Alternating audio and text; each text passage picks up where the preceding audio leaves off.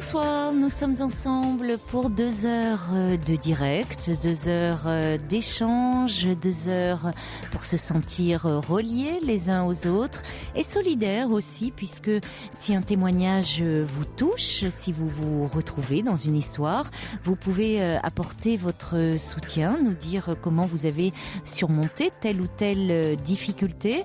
Alors pour vous confier, pour réagir à une histoire, la ligne est ouverte jusqu'à 1h au 39 21. Vous y serez chaleureusement accueillis par Julie et Asiba avec la complicité de Philippe Chartier qui réalise cette émission.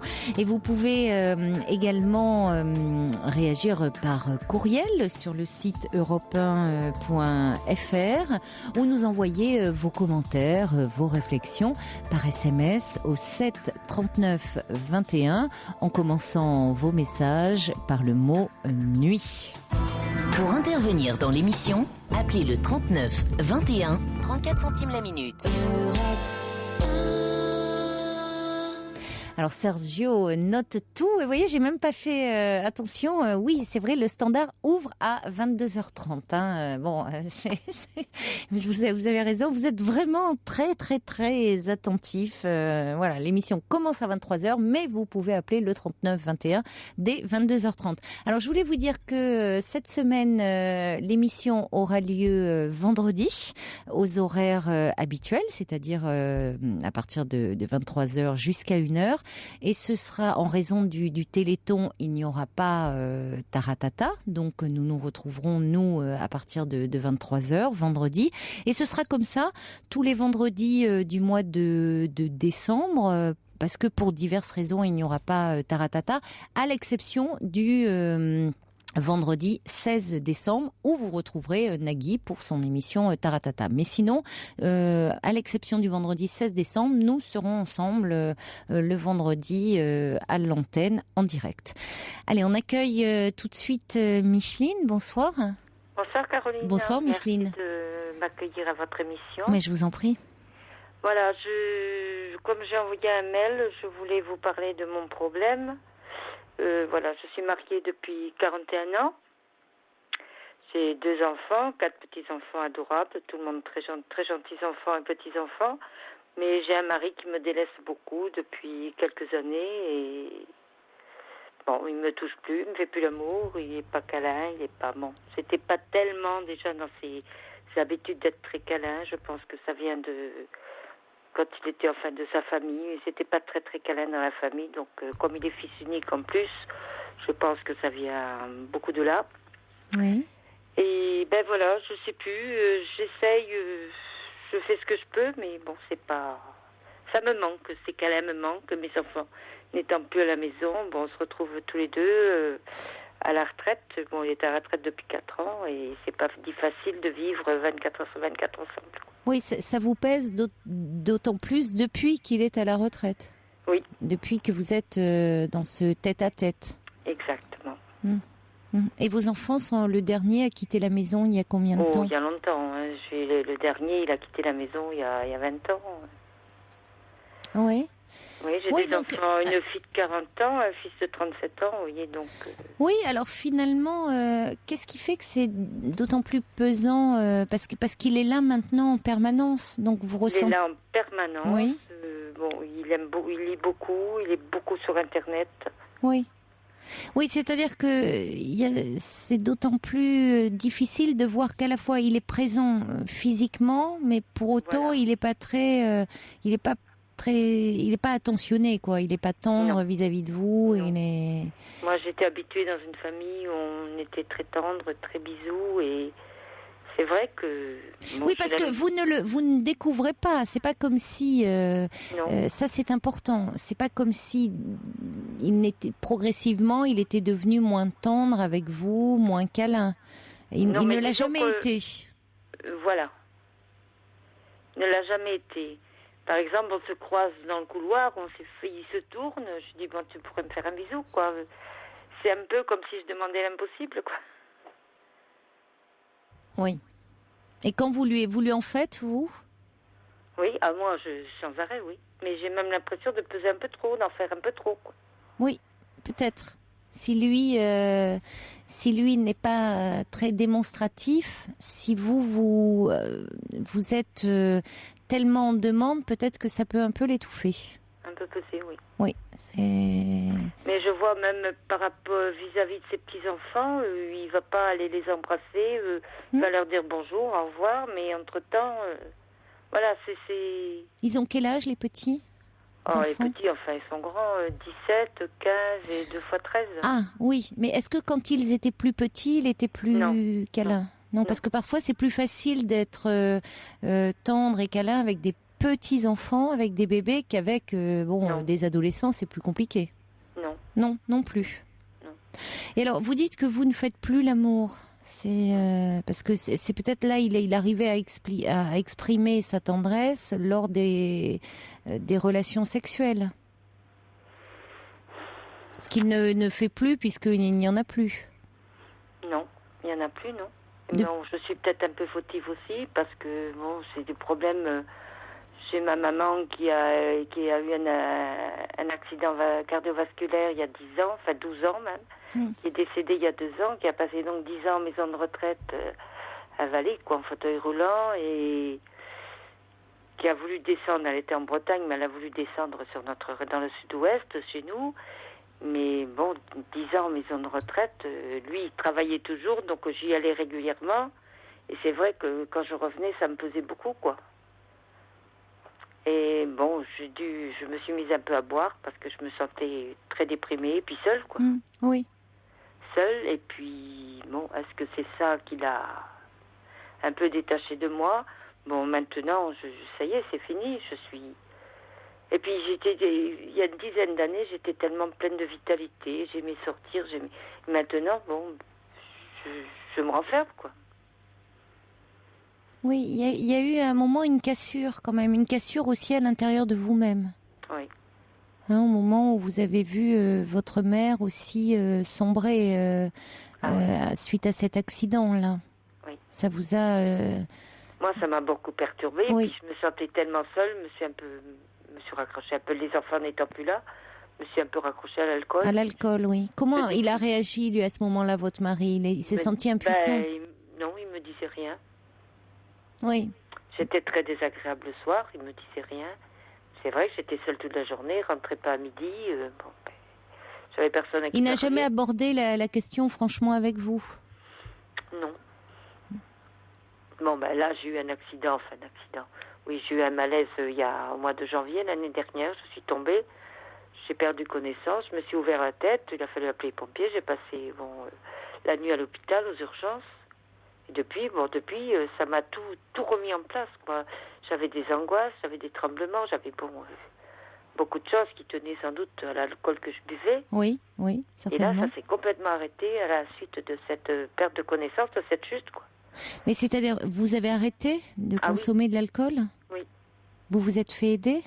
Non. Du jour au lendemain, vous avez arrêté? Oui. Sans aide? Oui.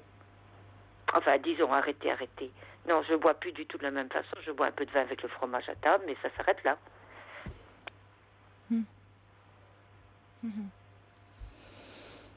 J'ai du mal à en parler. Enfin, non.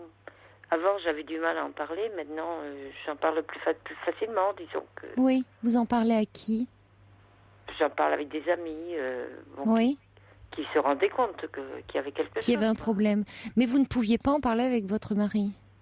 Non. De toute façon, on n'a aucune conversation. J'arrive pas à... Même une conversation sur le sexe, dès que je mets la conversation sur le sexe, ça se bloque, quoi. Mais oui, mais si vous voulez... vous savez, si vous n'arrivez pas à vous parler...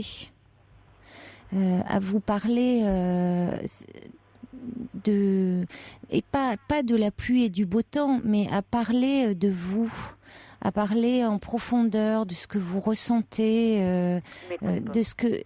Oui, il ne vous écoute pas. Ouais. C'est aussi ce qui entretient le désir dans un couple, de se parler. Donc votre sexualité, elle dépend aussi de ça. Or vous êtes éloigné à un moment donné l'un et l'autre. Alors peut-être en étant malheureux d'ailleurs, c'est-à-dire que vous en souffrez et votre mari peut en souffrir de son côté. C'est-à-dire que aujourd'hui, lui, il est sur son ordinateur. Exactement. Voyez, Oui. oui, c'est ça. C'est-à-dire que et vous, vous étiez malheureuse et à un moment l'alcool a été votre refuge et vous ne saviez plus comment. Vous viviez sous le même toit, mais vous n'arriviez plus à rien partager. Donc déjà, ça serait... c'est-à-dire que là, vous aimeriez vous rapprocher de lui, mais en faisant un peu... vous dites, vous voulez des bisous, comme un enfant demanderait des bisous. Comme vous avez besoin d'être rassuré, d'avoir besoin de sa tendresse. Mais ce qu'il faudrait déjà arriver, c'est arriver à parler. Est-ce que vous pourriez arriver... Ce que je dis, on manque de dialogue. C'est vrai qu'on manque beaucoup de dialogue. Oui, oui. Alors que quand nous sommes avec des amis ou même avec les enfants, en famille, ils parlent énormément. Il parle de quoi quand il est en famille avec les... De tout. Oh j'ai des enfants qui ont beaucoup d'humour, alors c'est toujours des réunions de famille très très agréables. Hein. Bon, il parle de tout, et il est fan de rugby. Bon, dans le sud-ouest, c'est un peu normal, il a joué au rugby aussi. Bon, ça, si je mets la conversation sur le rugby, c'est bon, on va pouvoir parler, quoi. Bon, il n'y a pas que ça non plus. Bon, on parle des choses qu'on voit aux informations. Oui, mais des choses qui ne l'impliquent pas. Non. Donc ça, il peut en parler. Ouais, dès que c'est quelque chose qui l'implique lui et qui l'implique vous, c'est plus compliqué. Voilà. Et puis peut-être qu'à un moment, quand il a vu que vous étiez en train de sombrer, qu'il n'a pas su vous aider, peut-être que revenir sur cette période, c'est compliqué pour lui, peut-être qu'il s'en veut. En même temps, c'est compliqué parce que vous, à ce moment-là, l'alcool a été un refuge pour vous, et c'est compliqué pour le conjoint d'aborder la question parce que l'alcool était entre vous deux. Oui. Bon, alors aujourd'hui, s'il n'y en a pas un qui fait le pas vers l'autre, la situation peut perdurer encore.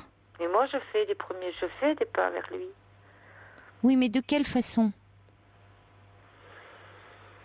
Il faisait un bisou, j'aime bien lui dire je t'aime. Oui, mais est-ce que vous pourriez... C'est ça, c'est-à-dire que... vous n'arrivez pas vous non plus vous n'arrivez pas à parler de ce qui peut-être de ce qui vous manque. C'est important déjà de lui dire mais il le sait, ça. Je suis pas sûre. Vous savez, le gros problème souvent dans les couples, c'est que on part du principe que l'autre nous devine. Oui, peut-être. C'est devine ce que l'on a dans la tête, c'est que ce que l'on pense, ce que l'on ressent, et c'est déjà vraiment compliqué de savoir nous-mêmes à certains moments où l'on en est, de savoir faire le point sur soi, de pouvoir mettre des mots parfois sur certaines de nos peurs, de nos angoisses, de nos doutes. Alors demander à l'autre de nous deviner, c'est pas possible. Donc ça va mieux en le disant. Et peut-être qu'il faudrait pouvoir dire à votre mari que depuis quelque temps, vous vous êtes vraiment éloigné, perdu de vue, et ça vous rend malheureuse, cette distance. C'est-à-dire d'être là, sous le même toit, et de plus arriver finalement à vous parler. Pourtant, on a tout pour être bien, quoi. Oui, mais alors là, vous êtes en train de botter en touche. Voilà. c'est pas suffisant. Moi, ça. Mais voilà, non mais voilà, parce que vous voyez, quand vous me dites on a tout pour être bien, c'est-à-dire que là, paf, c'est défensif ça, ce que vous êtes en train de me faire. C'est-à-dire c'est les gens, là on reprend un discours un peu social et c'est les gens qui vont dire je comprends pas pourquoi cette femme est très déprimée, pourquoi elle se réfugie dans l'alcool alors que elle a une belle maison, elle a de beaux enfants, son mari gagne bien sa vie, pourquoi elle est malheureuse? Exactement. Bah oui, mais bon, les cabinets des psys sont peuplés de personnes qui sont comme vous, qui apparemment ont tout pour être heureux et qui ne le sont pas. Voilà. Donc quand on plonge dans l'intimité des gens, on sait que c'est beaucoup plus complexe que ça. Donc, peu importe ça, on s'en fiche de l'apparence des choses. Moi, ce que j'entends, c'est que vous n'arrivez pas à dialoguer, à échanger. Donc, au-delà de, oui, vous n'arrivez pas, vous ne faites pas l'amour avec votre mari, ce que vous voulez, bien sûr que vous aimeriez qu'il vous prenne dans ses bras, qu'il vous embrasse, qu'il vous câline, mais lui, déjà, c'est pas un homme qui a été éduqué comme ça, et donc c'est pas parce qu'il ne vous aime pas qu'il ne le fait pas, c'est déjà son éducation qui ne lui... Ça, il a été élevé par sa maman, sa grand-mère, il a perdu son père très jeune, donc il a été élevé par des femmes qui n'étaient pas câlines non plus, qui n'étaient pas... Oui, parce qu'il aurait pu, le fait d'être élevé par des femmes, aurait pu, au contraire, faire en sorte qu'il soit assez proche, assez tendre. Bon, mais si les femmes n'étaient pas très câlines, bon, donc vous ne pouvez pas lui en vouloir, vous ne pouvez pas lui demander ce qu'il ne peut pas vous apporter. Vous l'avez aimé, ça fait 40 ans que vous êtes marié avec cet homme-là, et ne lui demandez pas, et vous l'aimez toujours, ne lui demandez pas ce qu'il peut pas vous donner. En revanche, peut-être que dans un échange, il pourrait vous rassurer avec des mots. Mais ça veut dire qu'il faut faire un pas vers lui, autrement. Bon, et en parlant. Et peut-être si vous sentez que il y a des formes de résistance, ou dire que cette situation-là vous rend... vous n'êtes pas heureuse dans ce type de relation-là. Vous pouvez prendre l'exemple, dire quand on est tous réunis avec les enfants et qu'on parle de tout et de rien, là ça va. Oui. On donne le change. Mais dans l'intimité, on n'a plus d'intimité. Et vous pouvez dire que cette relation-là vous rend malheureuse, et lui dire comment il la vit, lui demander qu'est-ce qu'il ressent, lui. L'amener à exprimer ce qu'il ressent. J'ai l'impression qu'il se complaît un peu dans sa situation. C'est possible. C'est possible. Pas, lui, il est bien comme ça. Il cherche pas. Je ne sais pas s'il est bien comme ça. Vous pouvez pas répondre pour lui.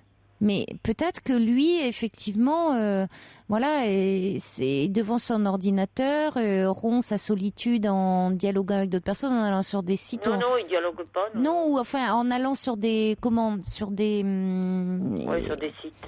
Enfin, sur des sites, même pas des sites, des choses qui viennent comme ça. Il va Bon, il s'intéresse. L'ordinateur le relie au monde. Voilà. À tout, oui. Bon. Mais vous, puisque vous souffrez de cette situation, vous pouvez faire le pas vers lui. Et puis, par rapport à cette femme que vous étiez, oui. Dites avant l'accident de votre mère, oui. C'est aussi important ça, parce qu'il y a quelque chose qui s'est cassé en vous. Oui, parce qu'on était très proches. Oui, mais Micheline, en vous aussi. Là, vous me parlez de votre mari. Il y a quelque chose qui s'est cassé aussi à ce niveau-là. Ça a joué. Je parle là de vous sur un plan plus personnel. Oui. Et peut-être que là, là je parle de vous, de ce que vous pouvez faire vis-à-vis de votre mari. Mais si vous sentez que ça bouge pas de son côté, vous pouvez vous faire aider, pour retrouver un peu aussi. Vous disiez que vous étiez une femme qui avait beaucoup une joie de vivre. Oui. Bon, donc ça compte aussi, c'est-à-dire entre la femme que vous étiez avant que votre mère ait eu cet accident cardiovasculaire et celle que vous êtes devenue à un moment parce qu'il y a eu cette tristesse. Il y a peut-être à travailler là-dessus parce qu'il y a quelque chose qui s'est un peu brisé en vous. Et votre mari, il a aussi eu en face de lui une femme différente. Oui, mais enfin, à la fin, quand il était à la retraite, il m'a aidé quand même. Il a toujours été là. C'est important, ça. Il a toujours été là. Heureusement qu'il était là, parce que... C'est important. Et il est là d'ailleurs. Il est auprès de vous. Donc c'est qu'il y a des sentiments pour vous. Hein? Mais bon, ça vaut le coup de faire le pas vers lui et en parlant. Parce que voyez bien que lui réclamer des bisous, comme vous dites, ça marche pas. Non, Ça peut l'agresser même. C'est pas son mode de fonctionnement. C'est le vôtre, c'est pas le sien. Bon. Donc il faut essayer autre chose. Non. Et peut-être que lui est plus dans essayer de mettre des mots, retrouver une complicité. Et à ce moment-là, vous pouvez renouer et il pourra vous prendre dans ses bras et retrouver. Il faut retrouver une intimité. Et puis peut-être si vous n'y arrivez pas à deux, à ce moment-là, allez voir un thérapeute de couple qui pourra vous aider à recréer une intimité. Vous ne savez pas. Vous ne savez pas. Si c'est pas le cas, en tout cas pour vous deux, vous pouvez aller voir quelqu'un pour vous. Bon courage en tout cas. Merci beaucoup Caroline. Au revoir Micheline. Merci, au revoir. Au revoir. Pour parler à Caroline Dublanche, appelez le 39 21, 34 centimes la minute.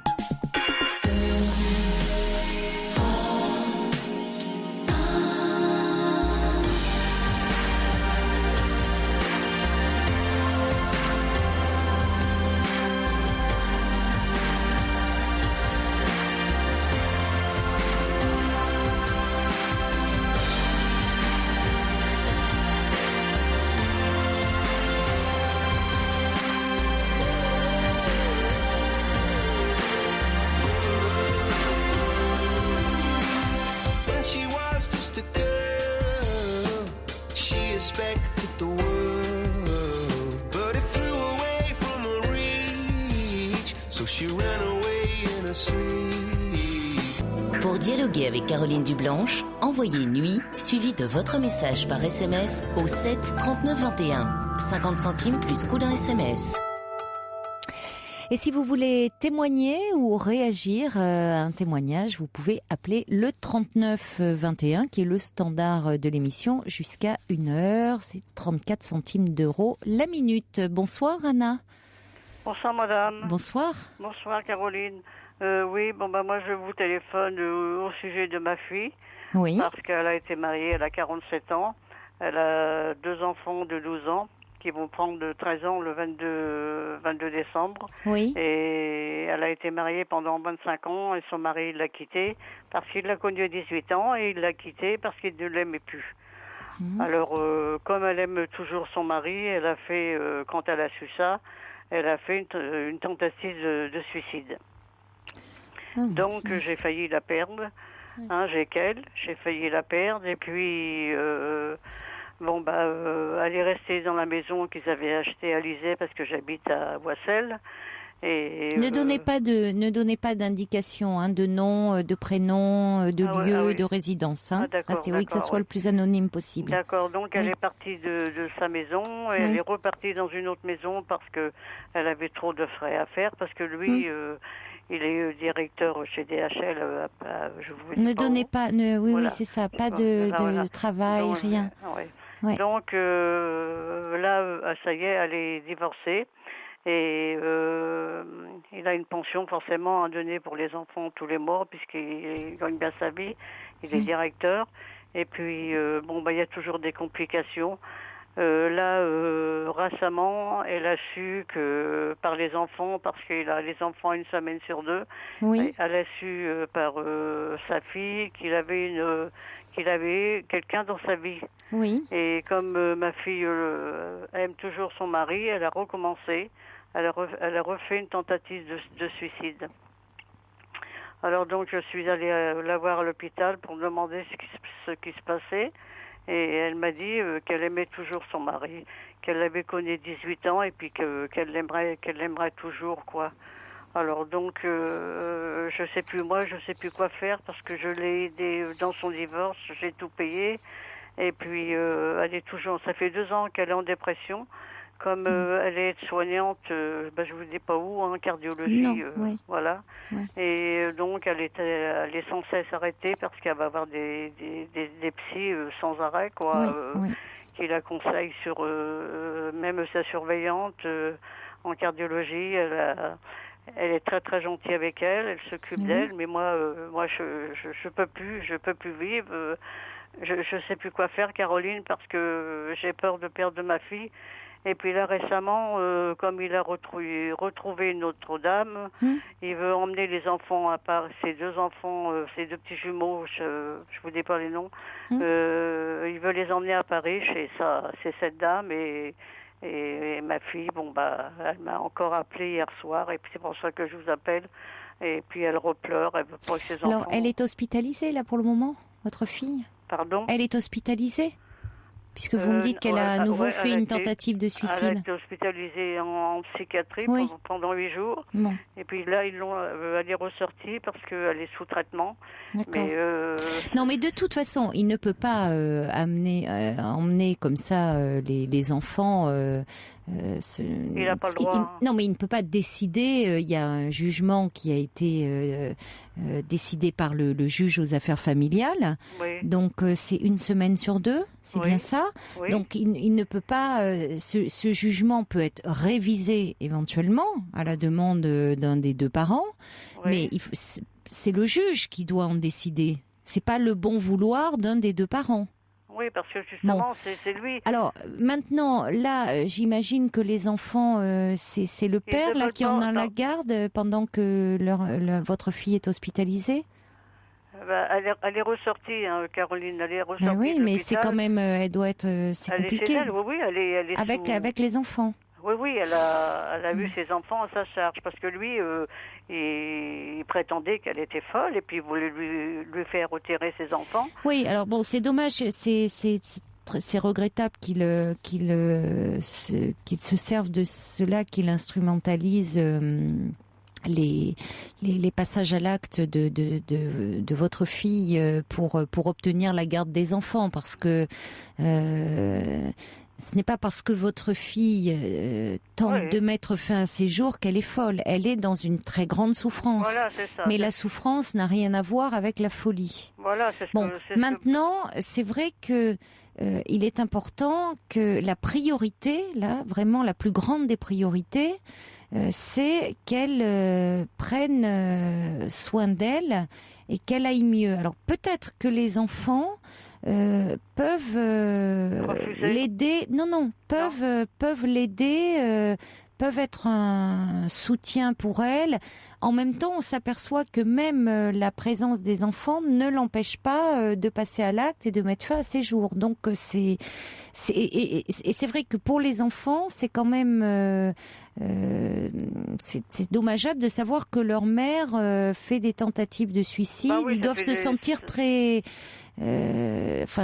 pour eux, il faudrait aussi qu'ils soient un peu pris en charge, parce que les enfants ont toujours tendance à se sentir coupables de ça. Ils sont pris en charge parce qu'ils vont dans une école privée à Rouen. Et qu'est-ce que je veux dire, il y a une psy, il y a une psychologue qui est à l'école et qui les voit de temps en temps, qui leur parle de temps en temps. Oui. Ça me paraît vraiment essentiel, parce que des enfants, quand un des parents comme ça va très mal, au point de vouloir mettre fin à ses jours, l'enfant a envie de prendre en charge son parent. Or, il ne le peut pas quand le parent va aussi mal. Donc, maintenant, votre fille, si vous voulez... vivre une rupture amoureuse, c'est une épreuve pour tout le monde. Mais, heureusement, tout le monde ne va pas vouloir mettre fin à ses jours. Ça veut dire qu'il y a chez votre fille si on a une bonne image de soi, on va sans doute surmonter ça. Mais si avant cet événement, sans même le savoir, on n'avait pas une bonne image de soi, si on avait le risque est grand de craquer, si vous voulez. Et votre fille le dit, finalement, elle a connu ce garçon, son ex-mari, très tôt. Elle avait 18 ans. Ils ont vécu, elle est jeune, elle a 47 ans, mais elle a l'impression que sans cet homme, plus rien n'existe, elle est perdue, tout son univers s'effondre. Parce qu'elle n'a connu, j'ai le sentiment, que lui. Oui, avec lui, oui, oui, oui. Hein? Donc, elle a le sentiment que sans cet homme, elle ne pourra pas s'en sortir, elle ne pourra pas faire sans lui. Elle n'a pas la force de survivre à son absence. Donc, Ouais, tout c'est le ça. travail, si vous voulez, des personnes, des psys qui vont l'entourer, ça va être de lui faire prendre conscience de ses ressources, que pour le moment elle ne connaît pas, hein, et de voir qu'elle a une force en elle, une possibilité de faire face à cette séparation. Mais Caroline, moi, ce que je voulais vous demander justement, parce qu'elle m'a encore appelé hier soir, puis elle pleurait, puis elle me dit, maman, j'ai appris par sa fille, qu'elle me dit, papa, comme il va les avoir 8 jours à Noël, il les emmène chez cette dame. Oui. Alors, Florence, elle est... Non, donnez pas de prénom, pardon. donnez pas de prénom. Non, pardon. Ma fille, elle est elle pleure, quoi. Elle est encore dans un état lamentable, quoi. Mais oui, mais Parce votre qu'elle fille, elle va mal, hein. C'est que c'est ce que j'ai dit, Caroline, c'est ce que j'ai dit, mais j'ai dit ne pleure pas, ma fille. J'ai dit il faut que tu tournes la page. Maintenant que tu es divorcée, si lui il refait sa vie, puis toi peut-être qu'un jour tu referas ta vie. Pour l'instant, elle n'a pas du tout idée à ça. Elle ne peut pas. Pour le moment, ça lui paraît totalement inconcevable. Alors, le fait d'apprendre de la bouche de sa fille qu'il a une autre femme dans sa vie, c'est à nouveau un coup de poignard. Hein. C'est une blessure déjà, alors qu'elle a des sentiments pour cet homme, d'être quittée, c'est son monde intime qui s'écroule. Et puis d'apprendre qu'il y a une autre femme, à nouveau, d'ailleurs, elle tente de mettre fin à ses jours. C'est-à-dire que elle a le sentiment qu'elle est remplacée. C'est-à-dire que c'est comme si tout ce qu'ils avaient vécu ne comptait pas. Il y a une autre femme qui prend sa place. Voilà. Bon, dans les faits, les choses ne se passent pas comme ça parce que les personnes ne sont pas interchangeables. Chaque relation est unique, parce que chaque personne est unique, donc on ne peut pas remplacer les personnes. C'est ce qu'il faudrait dire aussi à votre fille. Mais Caroline, pardon, je vous interromps, mais est-ce que mon gendre, mon ex-gendre, a le droit d'emmener ses enfants chez cette dame?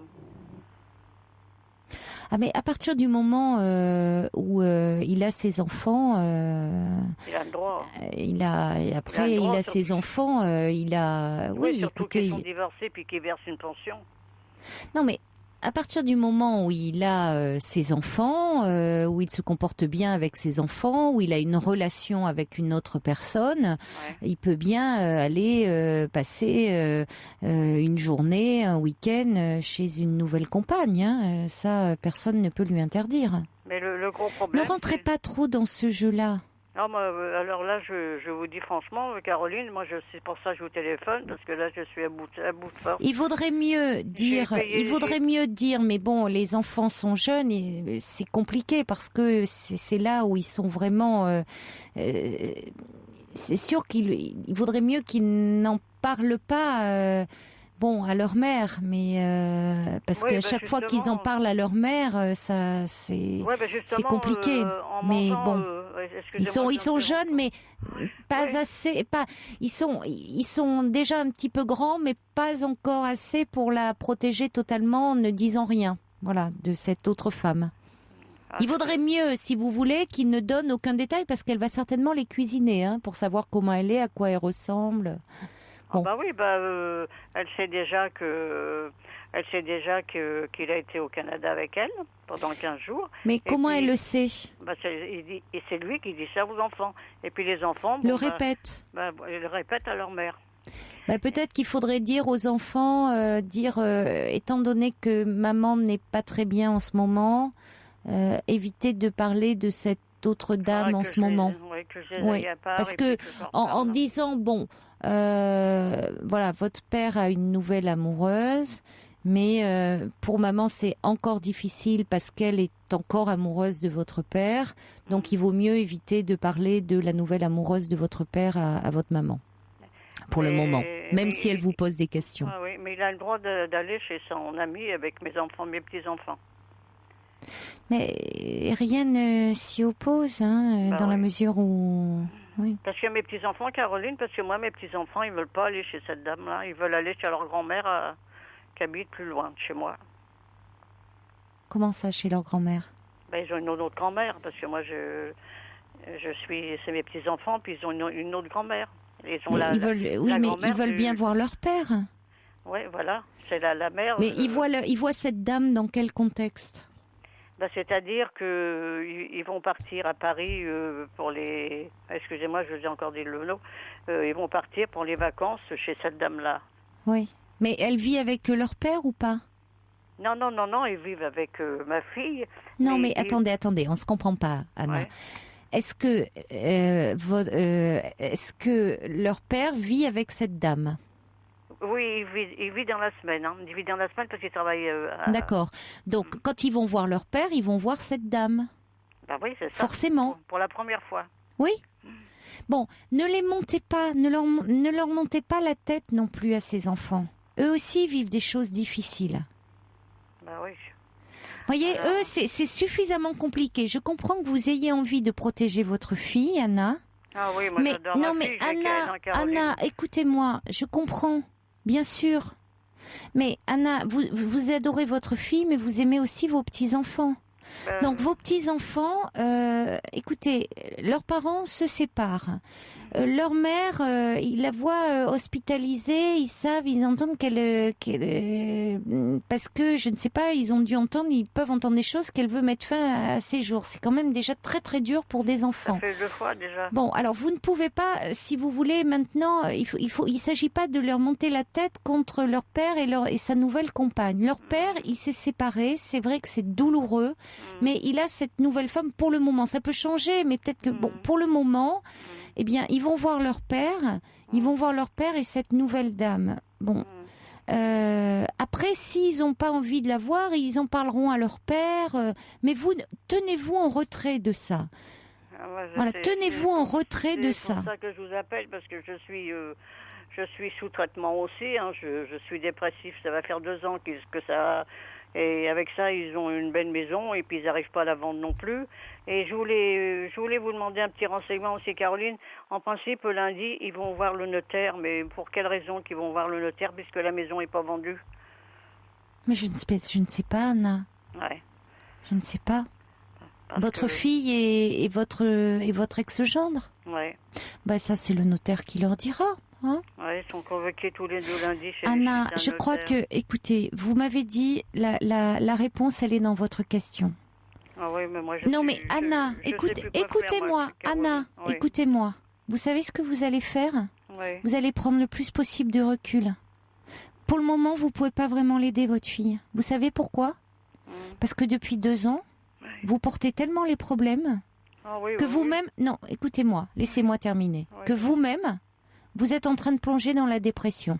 Vous prenez des médicaments, vous portez tellement les problèmes que vous-même, vous n'y voyez plus clair. Donc, vous ne pouvez plus aider votre fille. Ah non, avec ça, je suis Donc, toute seule. vous avez besoin, vous, plutôt d'en parler. Vous voyez, vous avez besoin ce soir de m'appeler pour en parler. C'est pour ça, Donc, vous êtes noyé. Donc, quand on est noyé, quand on a la tête sous l'eau, comme ça, on peut plus aider. Ouais. Donc il faut un moment que vous preniez un peu du champ, un peu de recul, et puis que vous fassiez confiance aux personnes qui sont en train de s'occuper de votre fille. Pardon Caroline, je vous interromps, mais elle m'a dit la semaine dernière, j'étais me promener un petit peu avec elle, et puis elle m'a dit, maman, heureusement que tu es là, parce que sinon je serais morte. Alors, c'est important que vous soyez là pour elle, en même temps, pour l'aider, pour la soutenir, affectivement, comme vous le faites, mais il ne faut pas que vous portiez tout. C'est-à-dire, là, qu'est-ce qu'ils vont faire chez le notaire? Comment vos petits-enfants, comment ça va se passer avec la nouvelle compagne de leur mère? Concentrez-vous sur votre fille. Quand elle vient vous voir, rassurez-la en disant c'est difficile parce que effectivement cette histoire d'amour c'est normal, ça prend du temps de se remettre comme ça. Tu as l'impression que pour le moment tu peux pas faire sans lui, mais tu vas voir, tu vas t'en sortir, ça va aller. Voilà, soyez là auprès d'elle, mais c'est compliqué pour vous parce que vous avez du mal à le croire et à le penser. Voyez? Je fais tout pour elle. Mais vous, Caroline. Anna, il faut aussi que vous ayez un endroit pour en parler, peut-être voir avec votre médecin.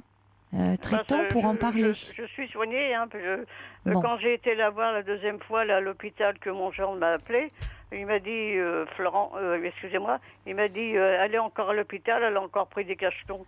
Alors ce que j'ai fait, j'ai appelé mon frère parce que j'étais incapable de conduire ma voiture. Donc je suis allée à l'hôpital la voir et puis c'est là qu'elle m'a dit, j'ai dit, qu'est-ce que tu m'as encore fait, ma fille? Elle me dit, maman, elle me dit, je l'aime toujours. Alors Oui, mais Anna, c'est forcément, c'est inévitable.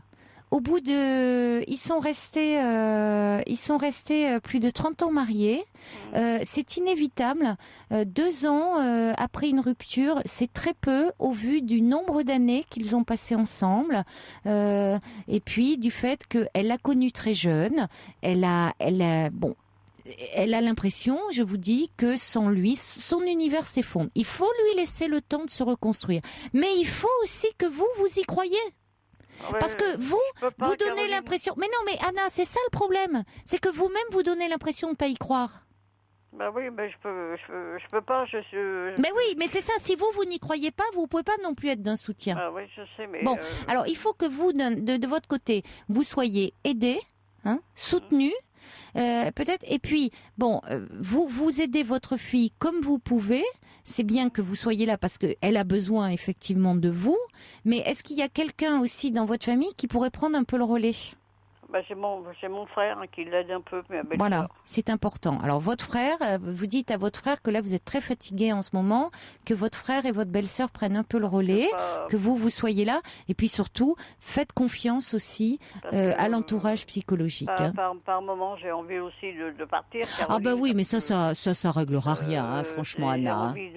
Oui, mais enfin, Anna, non, mais là, franchement, là, je peux pas vous laisser dire ça, parce que si tout le monde, évidemment, face à un problème parce que votre fille, a une rupture amoureuse et que elle vous dit, elle veut mettre fin à ses jours et que elle vous demande de la soutenir et puis que vous aussi vous dites, moi j'en peux plus et puis moi aussi je vais peut-être aussi, je songe à foutre le camp. Vous voyez, là on s'en sort plus quoi. Enfin, vous voyez, à un moment, il faut peut-être aussi un peu... Il y a quand même aussi vos petits-enfants qui sont derrière, hein. Non, mais Caroline, je me fais soigner. Excusez-moi, je vais interrompre, mais je me fais soigner. Hein. Oui, mais alors là, il faut peut-être voir avec votre médecin traitant, et puis que votre médecin traitant, lui, il peut peut-être pas assurer le relais, il est peut-être un peu débordé, et qui vous oriente vers un psychiatre qui voit la prise en charge sur le plan de vos antidépresseurs, comment ils vous sont prescrits, et que vous ayez vraiment un endroit pour parler. Parce qu'un médecin traitant, si vous voulez, il vous voit un peu, il vous renouvelle, j'ai l'impression, votre ordonnance, mais vous n'avez pas un lieu pour parler peut-être toutes les semaines avec des conseils. Vous avez besoin vraiment de conseils précis, d'un soutien, un peu d'une thérapie de soutien. C'est peut-être de ça dont vous auriez besoin. Alors demandez à votre médecin traitant qui vous oriente vers un médecin psychiatre que vous pourriez voir peut-être une fois par semaine et à qui vous pourriez parler comme on vient de le faire là pendant un bon moment, à qui vous pourriez demander des conseils comme ça très précis pour tenir le coup un petit peu. Bon courage Anna, au revoir. Pour intervenir dans l'émission, appelez le 39 21 34 centimes la minute.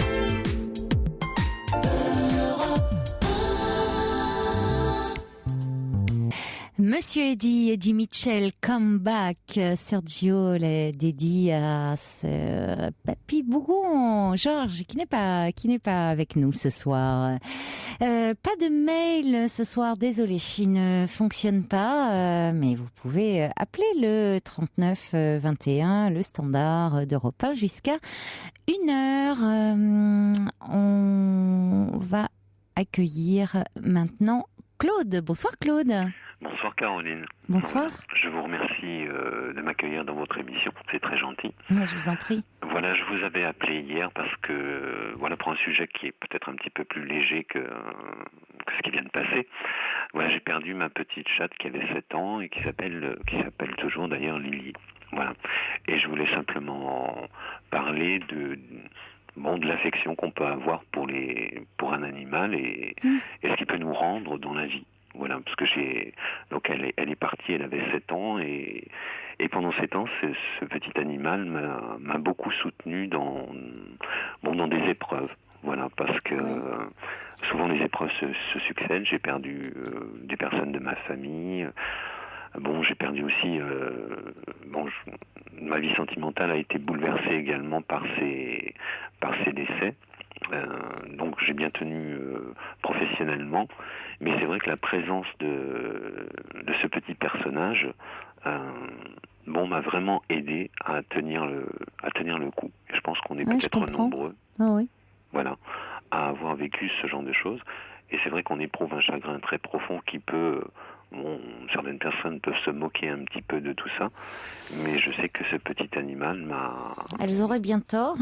Voilà. Parce que, c'est vrai que ça peut paraître incompréhensible à certains qui ne connaissent pas ou qui n'aiment pas les animaux, d'avoir un immense chagrin quand on les perd. Voilà, et c'est un soutien, c'est quelque chose, c'est vrai, quand on rentre et qu'on est dans la peine, dans cette espèce de solitude après le décès de quelqu'un, et ce petit personnage, d'une certaine manière, on a un peu l'impression qu'il ressent votre tristesse et qu'il vous donne quelque chose. Et puis voilà, je l'ai accompagné parce qu'elle était vraiment à un stade final de sa vie, donc je l'ai accompagnée. Voilà, c'est quelque chose, je voulais simplement en témoigner, savoir que les êtres humains nous aident beaucoup également, mais également ces petits animaux nous aident beaucoup également dans ces périodes qui sont très très très difficiles. Voilà. Mais vous savez, je pense que l'attachement qu'on a pour un animal est pas très différent de celui qui nous lie à un être humain. Parce que quand on aime un animal quand on aime un animal ou un humain, c'est on lui fait occuper une place qui est nécessaire à notre équilibre psychique. Hein. Vous vous dites que cette petite chatte, elle a été là à des moments de votre vie difficiles et elle vous a apporté beaucoup de soutien de par sa présence. Oui. Et c'est un soutien qui est inconditionnel. Mais inconditionnel, c'est ça. Parfois, avec les êtres humains, on a des difficultés à exprimer sa peine, on veut un peu la cacher, on ne veut pas aussi envahir l'autre avec des choses que l'on doit régler seul. D'une certaine manière, l'autre nous permet de dialoguer, donc de faire un peu le deuil. C'est vrai que ça passe beaucoup par le dialogue, le deuil. Et en revanche, avec un animal, lui, il est complètement à vous, quelque part. Il s'occupe de vous. D'une certaine manière, j'avais l'impression que parfois elle s'occupait plus de moi que moi je ne m'occupais d'elle. Vous voyez, dans ces périodes qui ont été, parce que j'ai eu plusieurs deuils qui se sont succédés. Et c'est vrai qu'elle, je pense que beaucoup de gens qui ont des animaux ont certainement connu aussi cette espèce d'affection comme ça un peu béate, mais qui donne, c'est une petite chose comme l'autre, comme un humain peut nous donner par le dialogue. Mais parfois il y a une forme d'incompréhension et des fois des chocs, des choses qui sont, des paroles qui peuvent être un petit peu dures venant de certaines personnes. Et voilà, c'est un ensemble. Je pense que les êtres humains et les animaux sont complémentaires d'une certaine manière pour donner quelque chose. On se donne et on se mutuellement, comme avec les êtres humains. Mais c'est vrai que les êtres humains portant eux également leur fardeau, parfois, c'est un petit peu difficile. Quand j'écoute vos émissions, c'est vrai qu'on voit qu'il y a beaucoup de gens qui sont... chacun porte sa peine. Hein, donc on a peut-être un petit peu de pudeur à en parler. Voilà. Non, mais vous en parlez très bien. Je lisais à ce sujet dans le Parisien là il y a quelques jours où il y a une association de zoothérapie qui va dans les services de gérontologie, qui existe depuis 94, et ça a été fondé au départ par une infirmière, et elle intervient avec des animaux, des chiens notamment, et elle disait que des personnes agressives devenaient paisibles, des patients prostrés venaient caresser son chien, ceux qui ne parlaient plus tentaient de communiquer avec l'animal. Donc on voit tous les bienfaits aussi qu'il peut y avoir entre comme ça l'humain et l'animal, et qu'il y avait soudainement de la vie dans ces services. À quel point les animaux pouvaient apporter de la vie comme ça, y compris sur des personnes qui étaient, disait cette dame, complètement prostrées. Donc, c'est vrai que dans les maisons de retraite, il y a ça commence un petit peu à se faire, je pense que ça se répand, de laisser aux personnes la possibilité d'avoir leur animal de compagnie. Ah, je trouve ça terrible, effectivement, je trouve très cruel d'obliger une personne âgée à se séparer de son animal pour entrer dans une maison de retraite. Et c'est pas seulement cruel, c'est d'un point de vue psychique, c'est très destructeur, parce que justement, pour reprendre ce que vous disiez, Claude, on lui retire un ancrage, un point, un soutien. Quelque chose d'indispensable, et souvent on peut peut-être précipiter sa fin sans même le savoir. Moi, m'étant occupé de personnes âgées, c'est vrai que souvent les personnes âgées ont un animal de compagnie, et c'est vrai que cet animal de compagnie est une présence, vraiment une vraie présence, quelque chose qui relie à la vie, avec une forme de dialogue, d'échange entre eux. Et si le petit animal disparaît, c'est vrai que souvent les personnes sombre dans une espèce de tristesse et une mélancolie qui parfois peut être fatale, d'une certaine manière. Et voilà, donc écoutez, les êtres humains sont là, les animaux sont là, on est tous là pour essayer il faut qu'on essaye de se donner chacun dans ce monde qui est un monde de brutes, voilà, que chacun peu de douceur. Il nous apporte souvent de belles leçons de vie, d'ailleurs, c'est vrai. Et oui, l'être humain, on fasse un petit peu la même chose. Il y a Mauriane qui dit comme je vous comprends, je ne pourrais pas vivre moi sans mon chien. Il équilibre notre vie affective. Il faut vivre avec eux pour le comprendre. Olivier dit j'ai perdu cette année ma minette de 14 ans. La véto me disait qu'elle avait été une éponge. Puis j'aurai d'autres messages pour vous, mais je les lirai après le journal de minuit. Bien. Bon courage à vous en tout cas. Je vous remercie de m'avoir accueilli. Elle s'appelait Lily, alors comme ça il y aura plein de gens qui penseront à Lily. On pensera bien fort à elle. Voilà. Et je vous remercie beaucoup pour m'avoir accueilli et pour vos émissions. Voilà, bonne soirée. Merci Claude. Au revoir.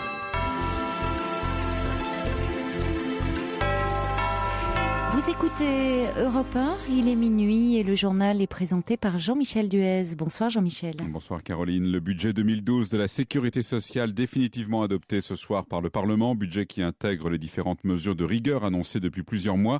Et c'est dans le cadre de ces économies que le gouvernement et la majorité se sont mis d'accord aujourd'hui pour une réduction des indemnités maladie pour les salariés gagnant plus de 2 500 € bruts par mois. Elles seront en baisse. Explication Olivier Samin. Adieu le 4e jour de carence, revoici la méthode du coup de rabot, pas sous la forme d'un changement du mode de calcul, mais sous la forme d'un abaissement du plafond des indemnités journalières. Elles étaient égales jusqu'à présent à 50% du salaire brut dans la limite de 2 900 € par mois. Ce sera toujours 50% du salaire brut, mais dans la limite de 2 500 € par mois. Pas de changement du coup pour les salariés payés en dessous de 2 500 € brut. C'est sur ceux qui gagnent au-delà de cette somme que l'effort va peser, d'où la colère de Bernard Van Krenest, le président de la CFE-CGC. Je constate qu'on tape toujours sur les mêmes. Il fait pas bon avoir un salaire à peu près décent dans ce pays. 2 500 € par mois, c'est quand même pas le Pérou. Et quand il nous arrive un pépin de santé notamment, on ne le souhaite pas et on mérite d'être convenablement indemnisé par rapport à cette perte de salaire quand on n'est plus en mesure d'assurer son travail. Alors d'après Pierre Méneury qui a piloté le groupe de travail sur la question, 30% seulement des salariés seront concernés par cet effort. Et beaucoup sont couverts par des contrats de prévoyance qui prennent le relais. Pour l'assurance maladie, l'économie sera de 150 millions €, sachant que parallèlement, la journée de carence pour les fonctionnaires est maintenue et qu'elle sera même étendue aux salariés des régimes spéciaux. Olivier Samin, une mauvaise nouvelle économique. Le bâtiment devrait passer dans le rouge l'an prochain. Il commençait à peine à se remettre de la crise de 2008. Cette année, il a par exemple créé 9 000 emplois. Mais pour l'an prochain, la profession annonce une perte de 35 000 emplois. Il y a un an, Laurent Gbagbo plongeait la Côte d'Ivoire dans une crise meurtrière. Gbagbo vient alors de perdre les élections, mais il refuse de céder le pouvoir à Alassane Ouattara. 5 mois plus tard, lâché par l'armée, la police et la gendarmerie, Gbagbo est arrêté. Et aujourd'hui, ce soir, il est en cours de transfert vers la Cour pénale internationale de La Haye en vertu du mandat d'arrêt qui a été émis la semaine dernière. Il a quitté tout à l'heure la Côte d'Ivoire. Gbagbo pourrait être poursuivi pour crimes contre l'humanité et crimes de guerre. Écoutez la réaction de Bernard Houdin, le conseiller de Laurent Gbagbo. Il déplore le transfert de celui qu'il continue d'appeler le président. C'est une faute majeure qui est commise autant par les dirigeants ivoiriens actuels que par les dirigeants français qui sont derrière ça. Et je pense que pour l'avenir du pays, on devait parler de réconciliation, on devait parler de que les gens se parlent, et là, on est en train de tout briser. Qu'est-ce qui peut se passer en Côte d'Ivoire à l'annonce de ce transfert de Gbagbo vers La Haye ? Je crains le pire parce que les populations sont désespérées, sont exacerbées. M. Ouattara a été mis au pouvoir le 11 avril dans les conditions que l'on sait. Aujourd'hui, rien ne va en Côte d'Ivoire. On est plusieurs mois après et c'est dramatique. Et aujourd'hui, une des rares personnes qui avait la voix, qui pouvait porter pour la réconciliation et pour apaiser les tensions, c'est celle du président Gbagbo. Qu'on envoie là, c'est un véritable... Alors que de l'autre côté, M. Ouattara était à la tête de troupes qui ont fait des massacres terribles, des massacres qui se sont poursuivis après les élections. Et aujourd'hui, vous ouvrez les journaux d'Abidjan, vous avez tous les jours des exactions. On se prépare à des moments très difficiles et en Côte d'Ivoire et malheureusement des relations entre la France et l'Afrique. Bernard Houdin, joint par Walid Berissoul. L'incroyable mort à Brest d'un homme soupçonné d'être un pervers sexuel. Depuis plusieurs jours, il assistait à la sortie des classes d'une école maternelle dans le quartier de Bellevue. Hier, plusieurs personnes l'ont poursuivi jusqu'à l'entrée de son immeuble. La police est intervenue. Il a été interpellé avant de succomber à un malaise cardiaque à Brest. Le reportage de François Coulon.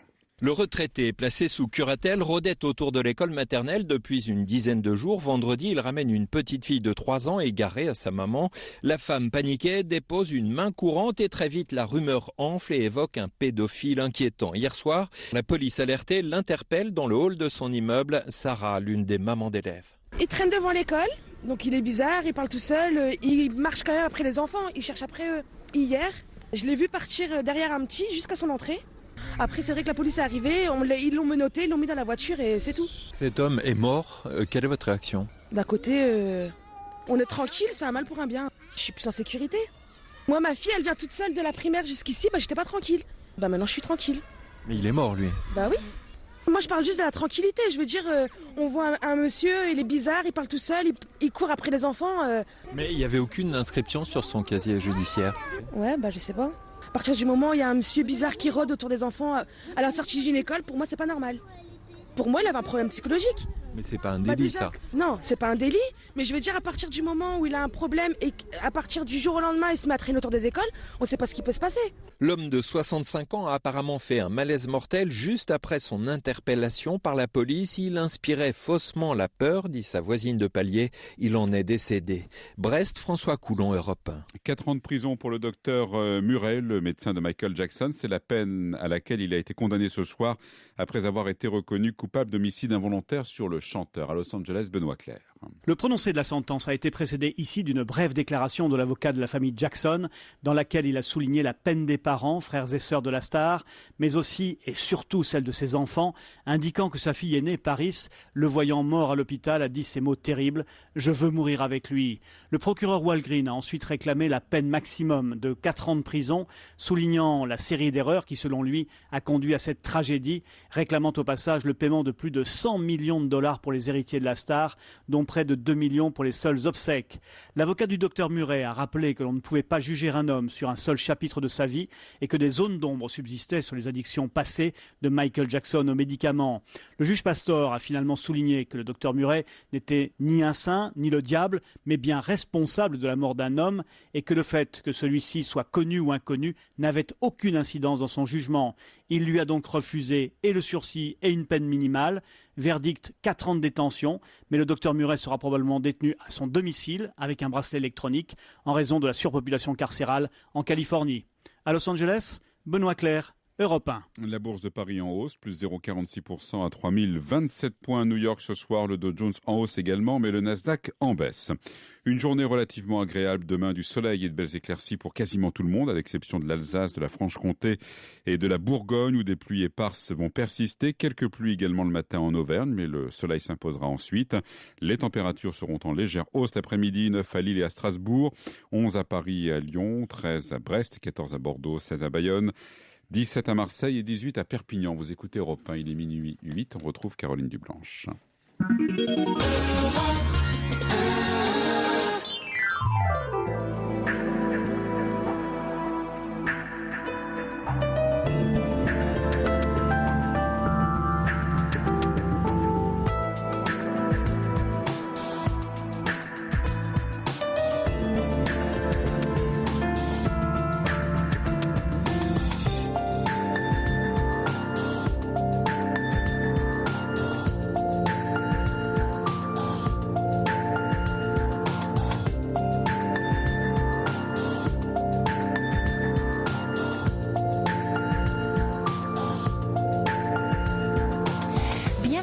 Si vous nous rejoignez maintenant, c'est votre libre antenne. Vous pouvez vous exprimer sur tous les sujets qui vous tiennent à cœur en appelant le 39 21. Vous pouvez également envoyer vos messages au 7 39 21 en les commençant par le mot nuit, et les courriels remarchent. Donc vous pouvez également nous écrire sur le site europe1.fr.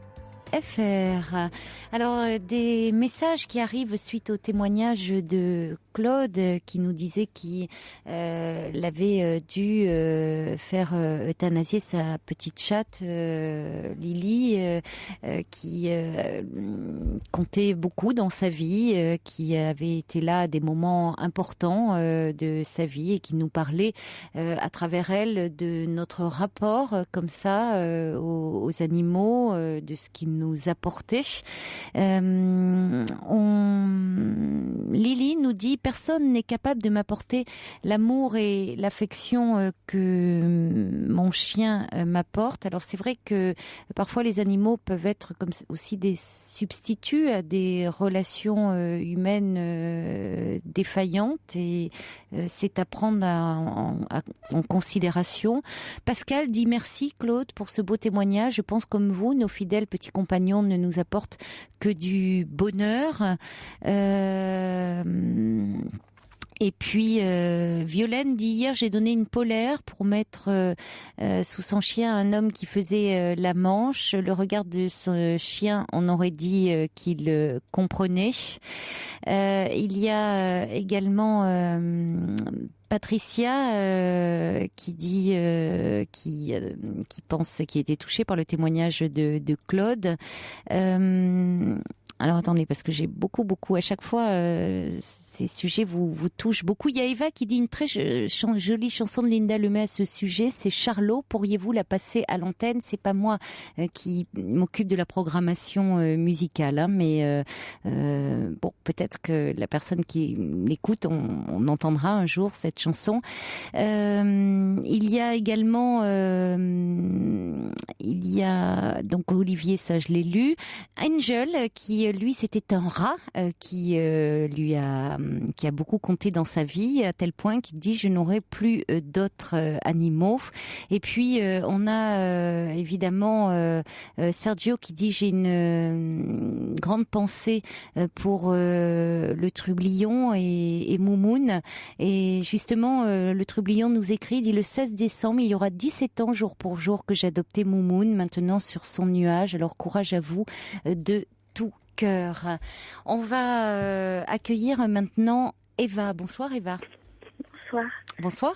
Je voulais vous remercier déjà de m'accorder un peu de votre temps. Ah bah je vous en prie, je suis là pour vous. Hein. Je voulais rebondir par rapport au témoignage, si je puis me permettre, par rapport aux animaux. C'est vrai que l'amour qu'on peut leur porter, c'est aussi un peu comme un enfant à son doudou. On peut tout leur confier et jamais ils iront nous trahir en allant rapporter nos dires ou nous juger même. Donc je pense que c'est vrai qu'il y a une relation très particulière qui se fait avec notre animal de compagnie. Il n'y a pas de jugement, oui, c'est ça. Il y a pas de. C'est souvent ce que nous redoutons tant. Hein, c'est la crainte du jugement. Tout à fait. Comparativement, des fois, à notre entourage, être humain qui peut nous. Oui, il y a cet amour inconditionnel et sans jugement. Et puis, vous parlez vous faites la comparaison avec les petits enfants. Il y a aussi cette extrême dépendance qu'ils ont vis-à-vis de nous, hein, qui les rend vulnérables. Et là, on le voit malheureusement dans le cas de la situation de l'euthanasie, qui plonge évidemment, qui peut nous mettre au désespoir. Alors ça semble incompréhensible à certains en disant oh là là, s'apitoyer là-dessus, c'est pitoyable justement, alors que il s'agit de perdre ce que l'on aime et c'est un deuil comme n'importe quel autre.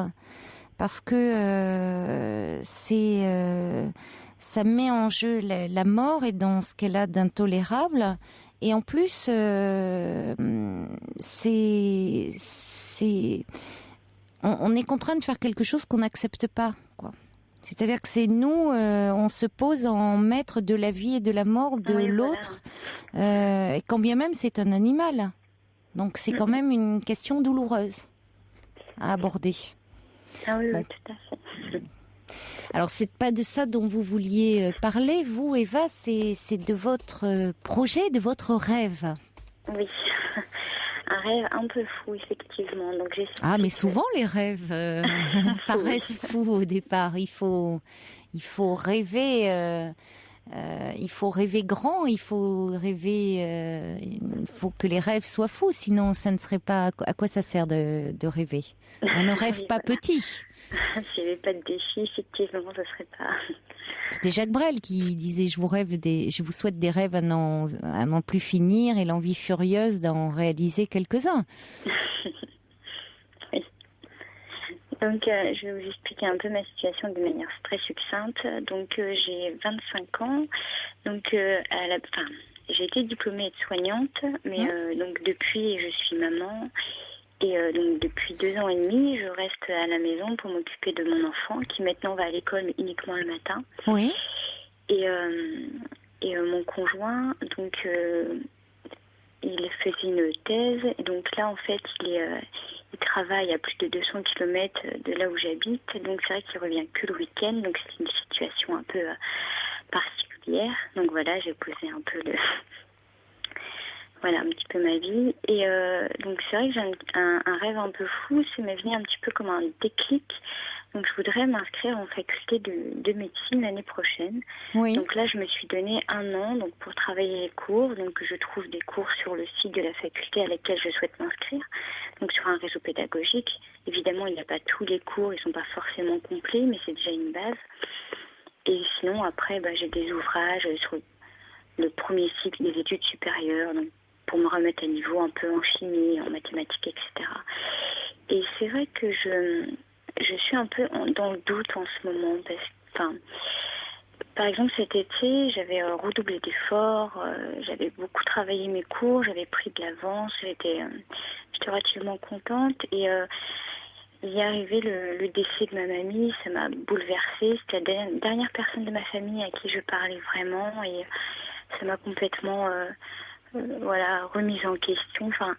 J'ai presque vu ça après comme un signe, qu'il fallait pas que j'y aille. Donc, le deuil, je commençais à le faire, donc je me suis remise un peu au travail. Et puis, voilà, j'ai eu une période migraineuse, donc je me dis c'est pas possible. Tout se met en œuvre, pour pas que je puisse travailler dans de bonnes conditions. Après, moi, vu que je suis très, très cérébrale, je suis toujours dans la réflexion, donc j'ai plein de questions qui s'en découlent. Après, est-ce que je suis réellement capable? Est-ce que je suis pas dans l'utopie? Vu que j'ai une éducation qui prenait les formations et qui, au détriment des facultés, qui était quelque chose de mauvais, entre guillemets, dans le sens où ça ne servait à rien, que c'était les feignants qui allaient en faculté, etc.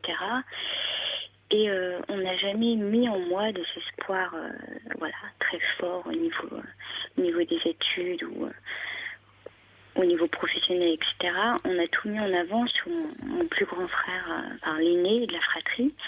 Donc lui, on lui a payé des études, etc. Donc c'est vrai que j'ai aussi un... Pour quelle raison, selon vous? C'est une excellente question, je sais pas. Parce que, nous sommes 4 enfants et en fait, les trois aînés, dont je fais partie, nous sommes très rapprochés en termes d'âge. Et mon père m'avait dit qu'il n'avait pas les moyens de payer des études à tout le monde. Et que vu que moi, je voulais aller, je ne savais pas trop où encore je voulais aller, mais que je voulais me diriger dans le paramédical, du coup, je pouvais me faire payer des formations par mon employeur, etc. Donc, je devais me débrouiller. Donc voilà. Je sais pas, mais vous vouliez déjà être médecin à cet âge-là? Non, c'est-à-dire que j'ai une éducation un peu stricte. Je m'en souviens de ma mère qui me disait que j'étais bonne à rien, etc. Des professeurs, surtout une prof qui voulait me mettre en classe SECPA. Alors que pas du tout. J'ai eu un bac, je pense avoir un niveau intellectuel normal. Oui. Et donc, je sais plus quelle était la question. Excusez-moi, je suis un peu émue. Non, mais je vous demandais. Écoutez, moi aussi, j'en perds le fil. Mais par rapport à ce que vous voulez faire aujourd'hui, vos études là, parce que vous reprenez, si je comprends bien, par Internet. Oui. C'est ça. Mais vous faites quoi par Internet? C'est-à-dire... c'est-à-dire qu'il y a la faculté... Vous vous mettez à niveau, c'est ça? Vous essayez de vous mettre à niveau pour préparer le concours? C'est que je prends les cours que je prends sur Internet. Ce sont ceux qui, les professeurs, les médecins diffusent pendant les cours des premières années de médecine. Oui. C'est-à-dire que moi, j'apprends ces cours-là. Bon, après, par exemple, au niveau des mathématiques, vu que j'ai pas le niveau, je mets d'ouvrages autres. Donc, pour essayer de me remettre, parce qu'au niveau des mathématiques, c'est vraiment ma bête noire. Oui, et oui. Donc, et le problème, c'est qu'en médecine, c'est beaucoup la sélection là-dessus. Oui, je sais. Oui. C'est ça le... Mais est-ce que vous vous êtes renseigné au niveau de la fac de médecine quelles sont les démarches que vous avez faites? Les démarches que je dois faire pour m'inscrire, vu que je suis considérée comme vieille, entre guillemets, j'ai plus de 21 ans, donc c'est vrai que j'ai une petite... Vous avez 25 ans, là? Oui, 25 ans. Oui. Donc j'ai une lettre à faire pour demander, après ils acceptent ou non ma candidature. C'est ça, oui, parce que c'est ça, j'allais vous demander déjà par rapport aux limites d'âge pour le concours. Oui, il n'y en a pas réellement. C'est-à-dire que jusqu'à 21 ans, on peut y aller sans avoir une lettre de motivation à faire. Oui, oui. Après 21 ans, il y a une lettre de motivation à faire. Mais bon, généralement, hormis les cas... généralement, ils laissent la chance parce que ça reste comme une faculté. Normalement, tout le monde a le droit à sa chance, j'ai envie de dire. Donc, normalement, ils acceptent relativement tous les dossiers. Après, peut-être que je me trompe, mais je me suis beaucoup renseignée sur... Mais ça, c'est important, c'est la base, de vous renseigner, au-delà des forums, de vous renseigner auprès de la faculté. Oui, je me suis renseignée, j'ai appelé, Parce que les forums, il y a un peu tout et son contraire. Donc, l'important, c'est vraiment de vous renseigner auprès de la faculté, de savoir quelles sont les conditions à remplir. Oui, mais en fait, les conditions, c'est juste d'avoir un bac, n'importe quel. D'accord, ça oui. Oui, mais si vous voulez, déjà, il y a une lettre de dérogation. Voilà. Et puis après, il faut le préparer, ce concours, parce qu'il y a des prépas souvent. Oui, mais voilà, après, le souci, c'est que après, c'est financier. Les prépas médecine coûtent extrêmement cher et on n'a pas les moyens. On paye déjà de logement. Oui, mais vous n'allez pas être à un niveau, si vous voulez, c'est là aussi, quels moyens vous vous donnez? Parce que, vous voyez, on revient un peu à la situation dans laquelle vous étiez quand vous étiez jeune fille au sein de votre famille. C'est-à-dire qu'à la fois, vous voulez quelque chose et vous ne vous donnez pas les moyens de l'avoir. Parce que vous n'allez pas vous donner les mêmes moyens que ceux qui vont se présenter à ce concours. Qui, eux, vont mettre, en parlant un peu trivialement, le paquet. Ben oui. Oui, non, c'est mais pas la même chose de travailler en sortant de votre. C'est pas une question même de capacité intellectuelle. C'est pas la même chose de travailler comme vous le faites sur Internet comme ça et de travailler en étant dans une prépa. Ah, mais je suis d'accord. Il y a les Vous mettez pas toutes les chances de votre côté. Oui. Bah oui, mais j'ai pas, en fait, j'ai pas vraiment les moyens donc de mettre toutes les chances de mon côté. Oui. Donc même je voulais prendre des cours de mathématiques. J'avais pris contact avec des professeurs de mathématiques pour me remettre un peu à niveau là-dessus. Mais c'est vrai que en termes de tarifs, c'est extrêmement cher et je ne peux pas. Je peux pas. Enfin bon, après voilà, mon enfant passe avant donc. Voilà, je préfère lui donner des bonnes choses à manger plutôt que d'aller me prendre 2-3 heures de cours de mathématiques. Surtout que il y a pas de, je veux dire, encore si j'étais sûre d'avoir un résultat, mais j'en suis pas sûre. Donc Oui, mais en même temps, après, vous savez, c'est une question de, oui, on n'est jamais sûr de rien, Eva, dans la vie. Hein. Mais après, voilà, c'est qu'est-ce qui se passe, qu'est-ce que vous voulez, alors, qu'est-ce que vous attendez? Vous me dites, bon, dans votre famille, on en était resté là, c'est les aînés, votre père ne pouvait pas payer des études à tout le monde, alors c'est votre frère qui a fait des études. Et puis vous vouliez faire du paramédical. Bon, les paramédicales, on pouvait faire des formations qui étaient rémunérées. Aujourd'hui, vous vous dites, bon, vous êtes aide-soignante, vous aimeriez bien être médecin. Bon, pas facile, hein, parce que déjà le concours en soi de médecine est très dur, et c'est vrai que dans ces cas-là, il faut quand même se donner les moyens pour passer ce concours, et puis après la première année qui est difficile. Alors je sais pas, moi il y a peut-être des médecins qui nous écoutent, 39-21, des étudiants en médecine, 39-21, j'aimerais bien avoir leur avis, parce que bon, moi par principe, je me dis pourquoi pas tenter, mais là je vous avoue que comme ça, en travaillant par vous-même, ça me paraît. C'est-à-dire que qu'est-ce qui est jouable quand même, hein? Parce que je me renseigne quand même énormément parce que j'ai regardé tout le programme, etc. Vraiment à l'intitulé près, et c'est vrai que. Quand on voit le programme sur un an, je me dis c'est pas possible que ce soit un an. C'est vrai que je me trouve un peu écroulée dans la masse de choses à apprendre. Bon, après au niveau de la biologie, de l'anatomie, c'est vrai que je me débrouille plutôt bien. Enfin, c'est quelque chose que j'aime beaucoup, donc j'ai beaucoup de facilité. Mais après, c'est vrai que c'est tout ce qui est mathématiques. Et la sélection va se faire là-dessus. Mais oui, je sais bien. Mais malheureusement, hein. Aussi beaucoup. Qu'est-ce qui fait que vous voulez être médecin? Mais je pense que déjà, je trouve que être soignante, ça peut peut-être choquer des personnes, mais ça ressemble un peu le même processus que pour le médecin, dans le sens où c'est vraiment être au contact de la personne, être à l'écoute, l'aider, etc. Mais sauf que moi, quand j'étais soignante, ça me suffisait pas. J'avais envie de plus. Donc la pose et diagnostic, j'étais vraiment passionnée de médecine et j'interrogeais toutes les infirmières, même si je voyais un médecin, un interne, un externe, je posais plein de questions sur pourquoi ci, pourquoi ça. J'ai toujours été très très intéressée par ça et c'est vrai que les gens de mon entourage j'ai même pas osé leur dire à tous que. Et pourquoi vous leur demandez pas? Pourquoi vous demandez pas justement, puisque vous êtes dans le milieu en tant qu'aide-soignante, pourquoi vous demandez pas conseil à des internes, Je travaille plus en tant qu'aide-soignante. Là, je m'occupe uniquement de mon enfant.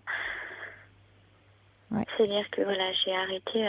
Oui, c'est dommage parce que vous auriez pu profiter. Et vous n'avez pas gardé des contacts avec certaines personnes dans ce milieu-là?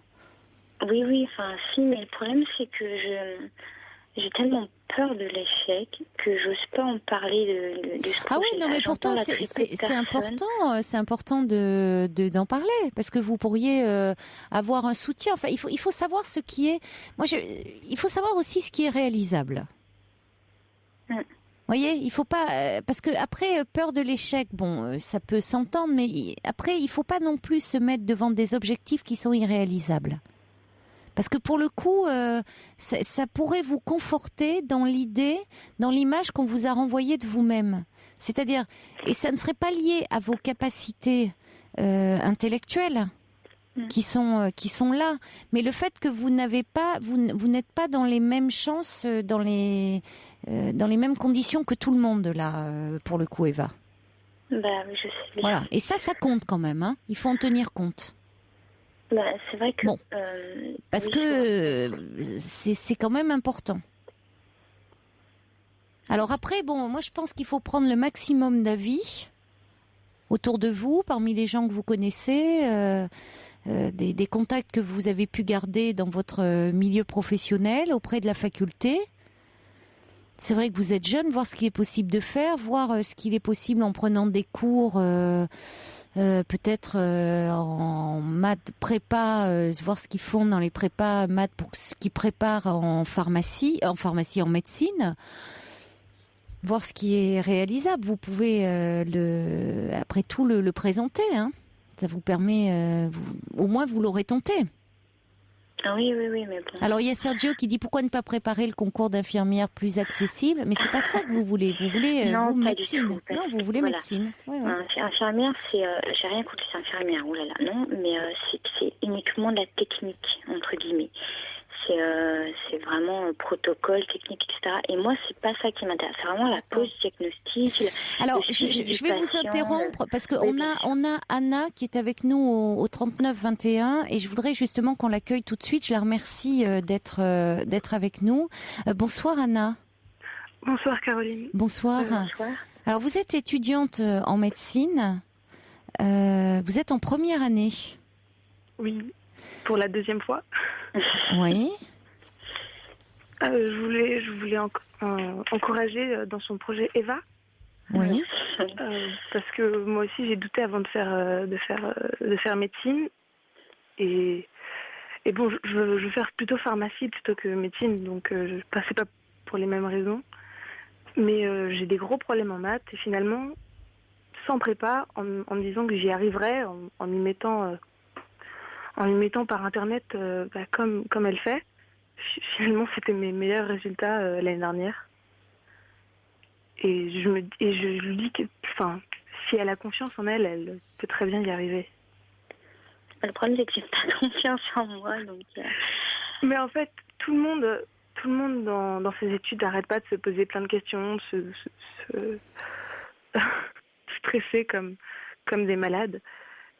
Et au final, j'ai des amis qui ont eu d'autres parcours, qui étaient plus âgés, beaucoup plus âgés même que vous, et qui ont parfaitement réussi et qui. Ils avaient quel âge vos amis?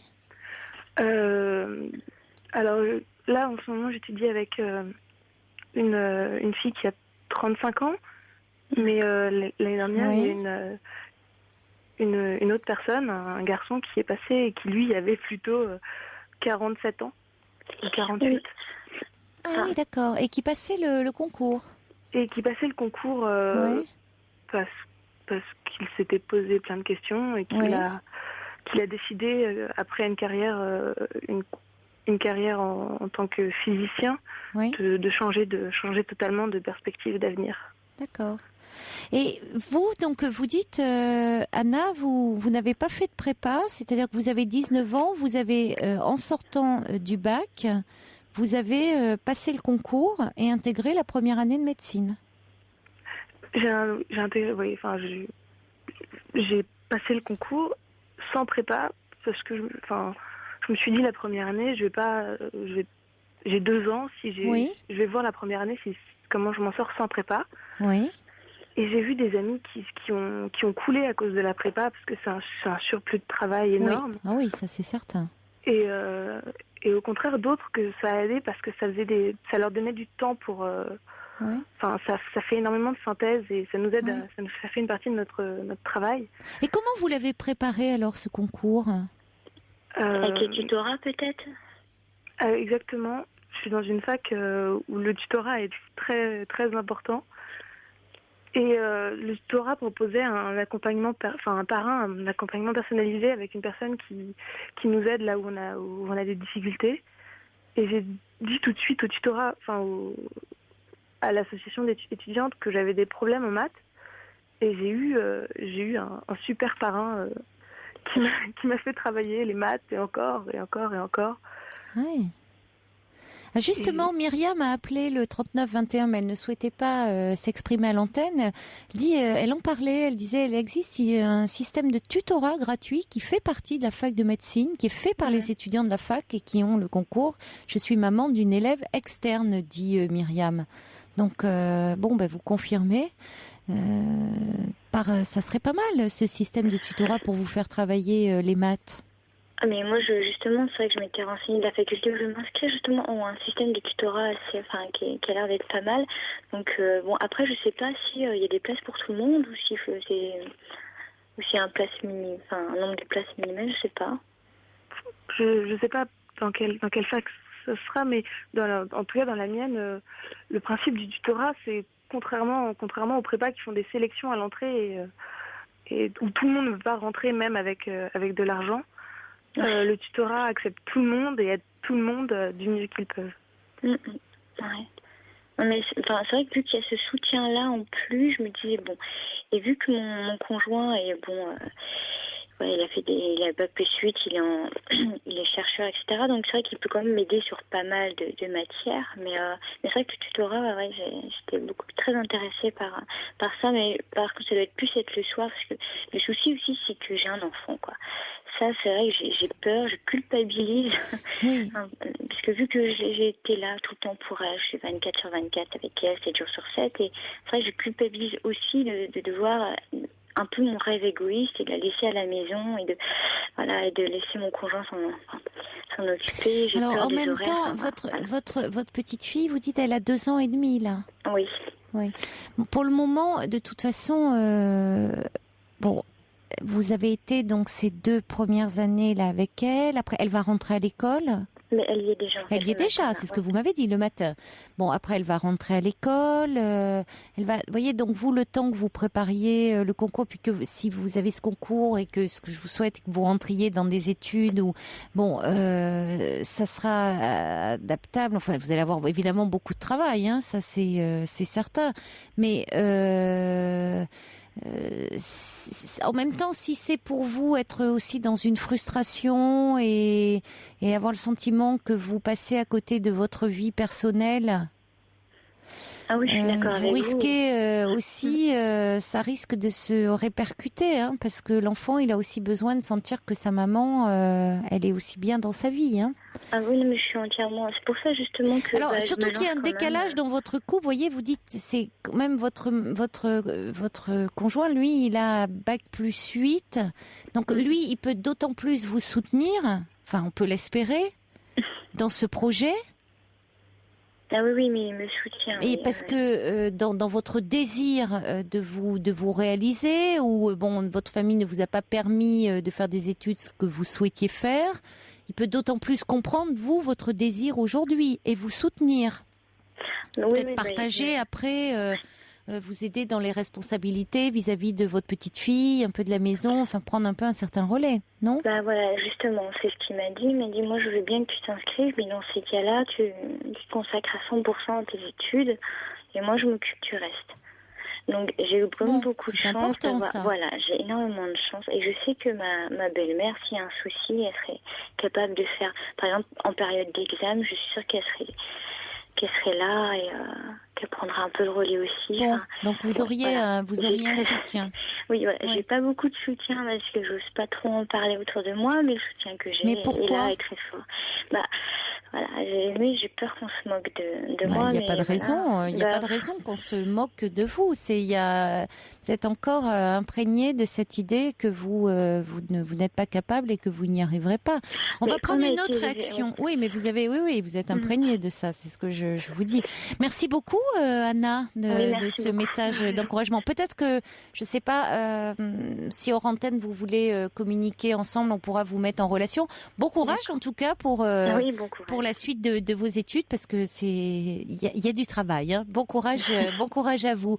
Bonsoir Cécile. Bonsoir. Bonsoir. J'appelais, c'était pour l'encourager en fait, parce que moi il y a 2 ans j'ai passé un concours, c'est pas médecine mais c'est médecine vétérinaire, et en fait je l'ai passé mais en préparant le concours toute seule, sans prépa, sans fac.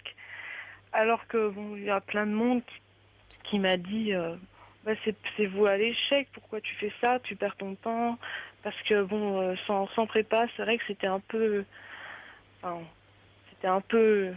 dur. Mais finalement, j'y suis arrivée parce que j'y ai cru et que je me suis mise à fond là-dedans et que toutes les personnes, il y a quand même des personnes qui m'ont soutenue et je me suis raccrochée à ça.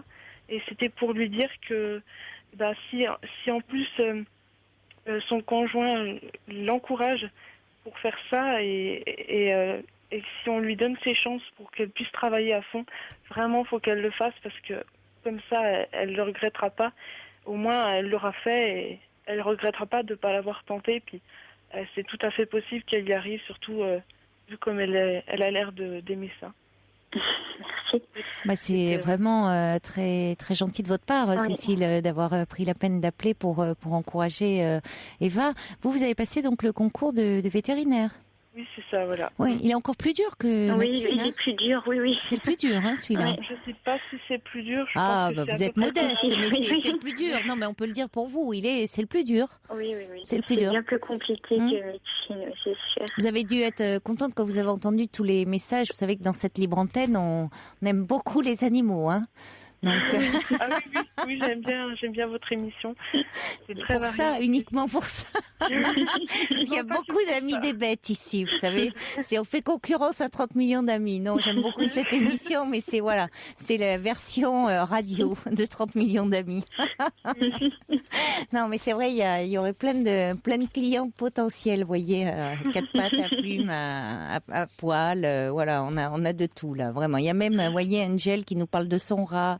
Le pauvre qui n'est plus là, mais enfin, à chaque fois qu'on parle des animaux, il y a vraiment beaucoup de réactions parce que ça fait plaisir. On aime les animaux dans cette libre antenne. Et les humains, voilà, ça montre que ce n'est pas incompatible parce que quelqu'un prendrait l'émission en cours en disant qu'est-ce que c'est ça. Alors finalement, c'est une libre antenne ouverte et on m'entend dire on aime les animaux. Et donc c'est pas incompatible d'aimer les gens et d'aimer les animaux. Donc, on vous perd pas de vue, Eva. Voyez, vous avez des réactions de soutien et de dire que bon, moi, je pensais que ça me paraissait compliqué sans prépa. Anna et Cécile vous disent que si, c'est possible. Il faut vraiment y croire. Vous avez bien fait d'appeler. Oui, c'est sûr. Faut vraiment y croire. Moi, c'est vrai que je visualise beaucoup, donc c'est vrai que je suis vraiment, j'imagine déjà entre guillemets, mais j'ai vraiment envie, mais c'est toujours ce petit déclic de temps en temps qui m'arrive et qui me dit non, mais tu n'y arriveras pas, c'est pas la peine, bon. Oui.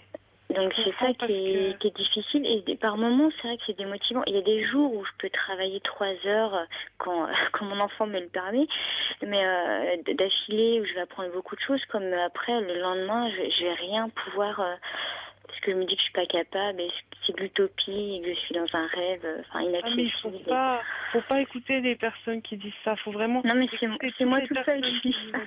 Ah mais moi j'étais comme vous, je me disais toute seule, je me disais mais c'est pas possible, je me disais c'est impossible, mais franchement je vous dis c'est possible parce que vous avez l'air d'être bosseuse et d'être motivée, donc franchement. Ah, il vaut mieux il vaut mieux avoir les deux là pour le coup parce que ça, si vous n'avez ni l'une ni l'autre de ces qualités, c'est clair que vous n'y arrivez pas. Alors maintenant il faut y croire aussi, il faut croire en vous. Il faut travailler là-dessus. Bon, écoutez, alors bonne chance à vous, Eva. Merci beaucoup, Cécile. Bon courage à vous. Bon courage, Cécile. Et puis vous pourrez nous donner de vos nouvelles. Eva, on a pas mal de comme ça d'étudiants qui envisagent des reconversions. Marie qui se demandait pour sa terminale si ça allait bien se passer. Donc on attend de vos nouvelles aux uns et aux autres. Là, vraiment, je compte sur vous. Donc je vous dis à bientôt. D'accord ? D'accord, à bientôt. Merci beaucoup. Au revoir. Au revoir. Pour parler à Caroline Dublanche, appelez le 39 21 34 centimes les minutes.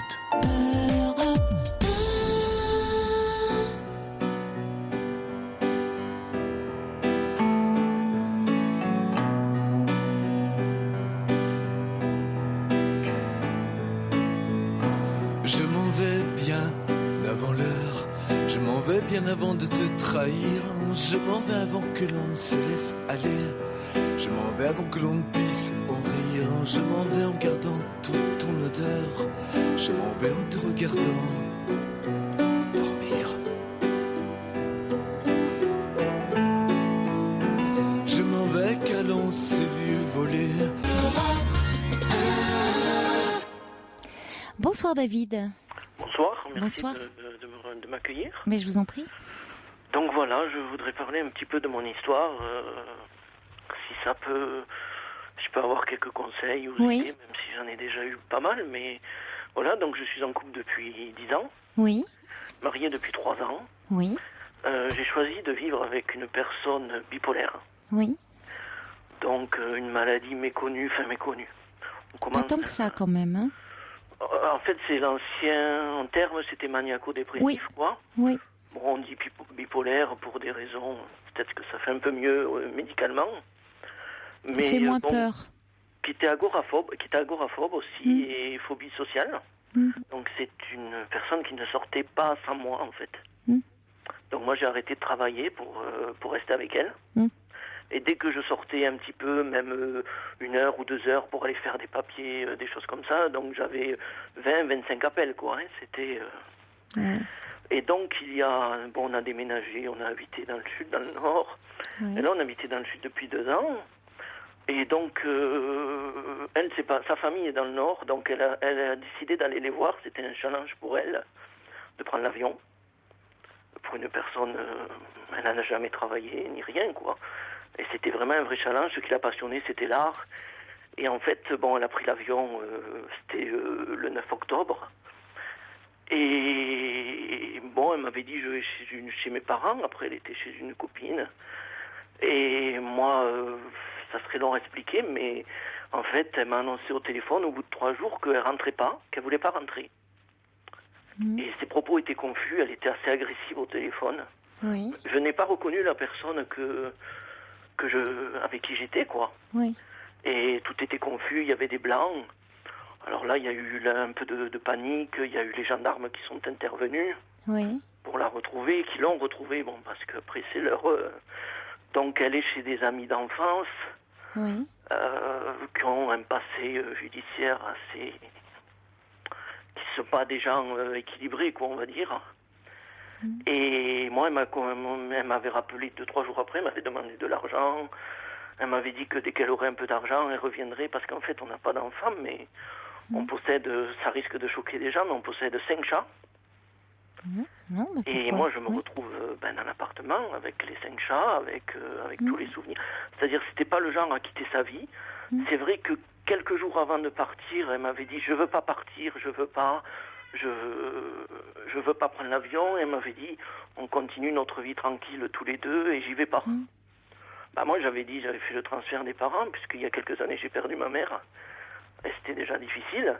Et je me disais, aller voir les parents, quand même, ça fait 2 ans et tout ça. Et aujourd'hui, je n'arrive plus ça fait 1 mois que je n'arrive plus à avoir aucune nouvelle. Donc, ses parents ne m'aident pas, ne me facilitent pas la tâche, puisqu'ils ne me parlent plus depuis 15 jours. Pour quelle raison? Aucune raison, c'est-à-dire... au début, je les avais appelés, et pour avoir des nouvelles et tout ça, ils m'en donnaient. Puis, ils se sont mélangés, ils m'ont menti un petit peu. Un coup, elle avait rappelé, un coup, elle n'avait pas rappelé. Ils sont flous, quoi. Et c'est vrai qu'ils étaient un peu secs la dernière fois que je les ai eu au téléphone, ça fait 15 jours. Depuis, plus de nouvelles. Alors moi, j'appelle pas parce que... Et vous aviez de bonnes relations? Enfin, vous me dites en même temps, elle les avait pas vues depuis un moment, elle les avait pas vues depuis 2 ans. Avec ses parents, elle avait toujours une relation de provocation. D'accord. Oui, donc vous, c'était compliqué aussi avec vos beaux-parents. Moi, je m'entendais quand même bien avec eux. Il n'y avait jamais eu de problème, quoi, non. Ouais. C'est vrai qu'ils sont beaucoup plus âgés, puisque ils ont 70 ans et... Ouais. Mais est-ce qu'elle est suivie, est-ce qu'elle est soignée, elle c'est était ça? reconnue à la CPAM pour phobie sociale et agoraphobie. Oui. Maintenant, depuis quelque temps, parce qu'elle a fait beaucoup de psy, ça marchait pas, parce que pas trouver le bon, hein, c'est toujours pareil, il faut s'entendre, il faut... Et elle prenait beaucoup de cachets. C'est vrai, je peux pas peut-être forcément citer de nom. Non. Mais elle prenait des cachets qui sont très forts et au lieu de s'en servir comme il faut, elle faisait un cocktail explosif, quoi. Elle ne suivait pas la prescription du médecin. C'est-à-dire, si on disait il faut en prendre un, elle en prenait 2 ou 3. Ah oui, ça va pas, ça. Moi, quand j'essayais de lui reprendre les cachets pour moi, lui donner les doses qu'il faut, elle devenait agressive et violente. Oui. Donc, je pouvais pas... moi, je suis... Oui, non, vous ne pouvez pas... Elle m'a déjà menacé avec un couteau, quoi. C'était... Donc, moi... c'était pas la peine, je sortais ou je lui rendais les cachets, mais je lui faisais confiance. Au bout d'un moment, il y a la confiance. Et bon, elle disait, ces chats, elle les considérait comme ses enfants. Elle disait, jamais j'abandonnerai mes chats, jamais. Oui, ce qu'elle a fait, là. Aujourd'hui, c'est moi qui ai les 5 chats. Ouais. C'est moi qui suis dans l'appartement avec toutes ses affaires. C'est vrai qu'elle se passionnait pour l'art, le dessin. Elle a même un blog avec tout ça. Elle a même dessiné pour des gens.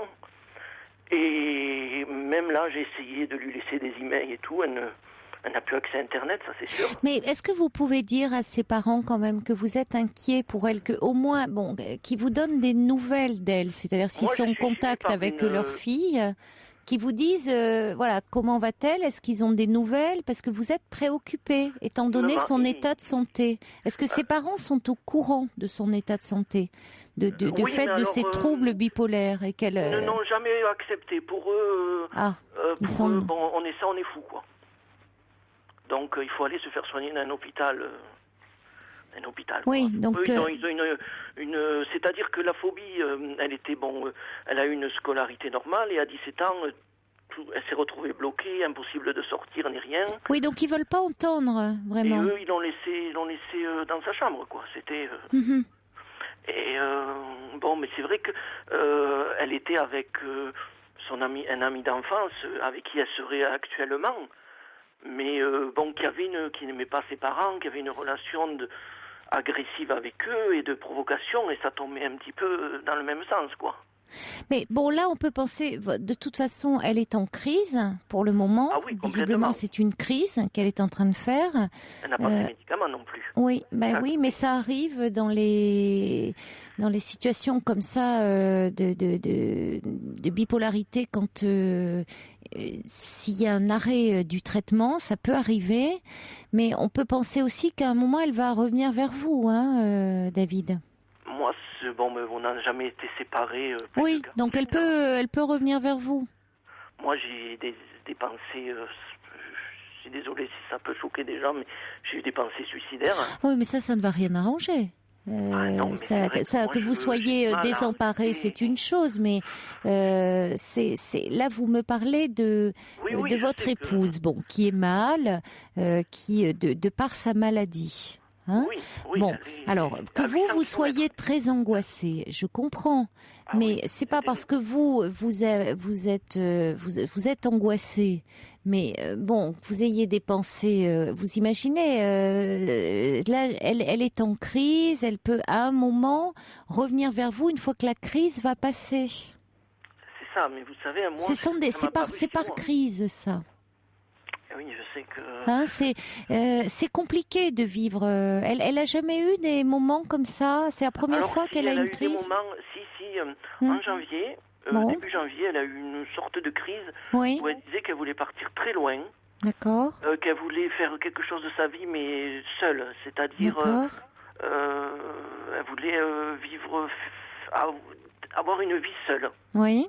Seule, et quitte à revenir chercher même un chat ou deux, et tout ça, elle fréquentait des forums très connus sur Internet, je ne sais pas les noms, mais des forums généralistes sur la médecine et des choses comme ça, les troubles et tout, et là, les gens, plus ou moins, avaient les témoignages et tout ça.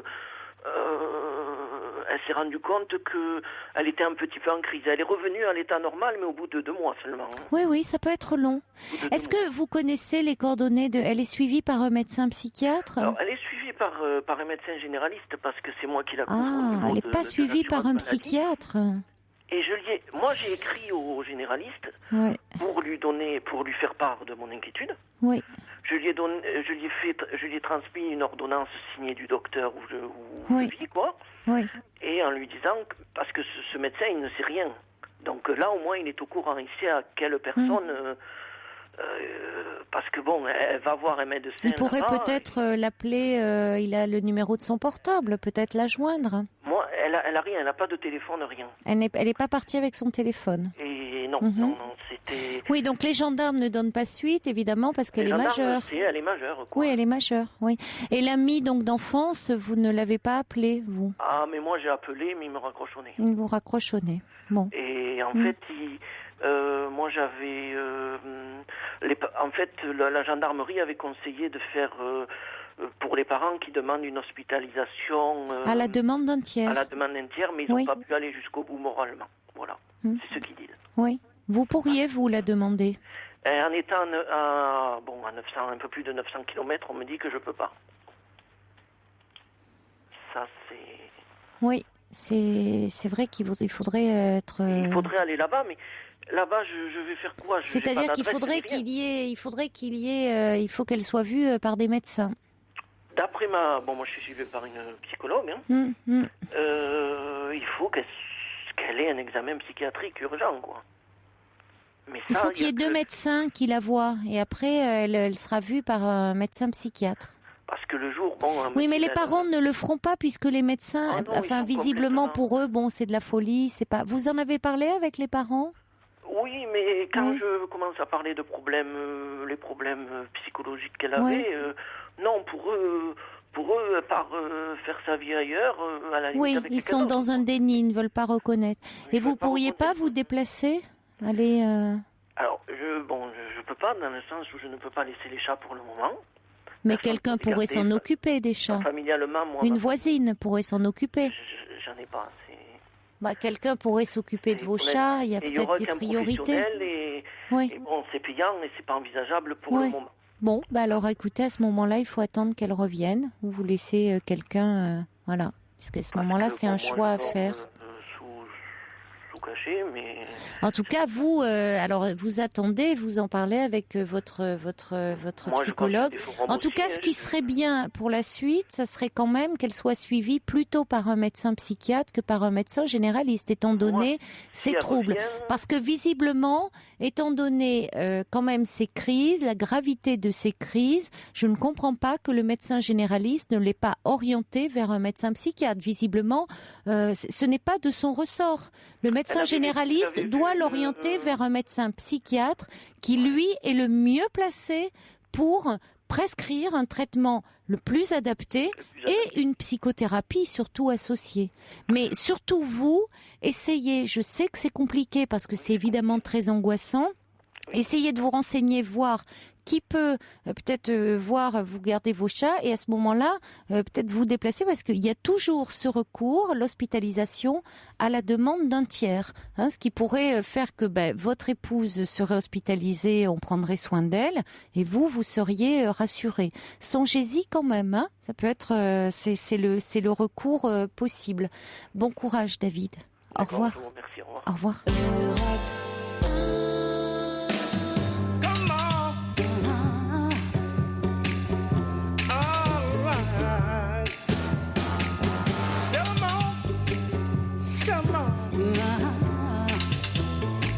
Listen, baby, ain't no mountain high, ain't no valley low, ain't no river wide enough, baby. If you need me, call me, no matter where you are, no matter how far. Don't worry, baby. Just call my name, I'll be there in a hurry. You don't have to worry, 'cause baby, they're getting to you. Allez, très belle nuit, faites de jolis rêves. Il est maintenant 1h, on ne rit pas, Émilie. Vous écoutez Europe 1, c'est l'heure des infos, présentée par Émilie Bonneau.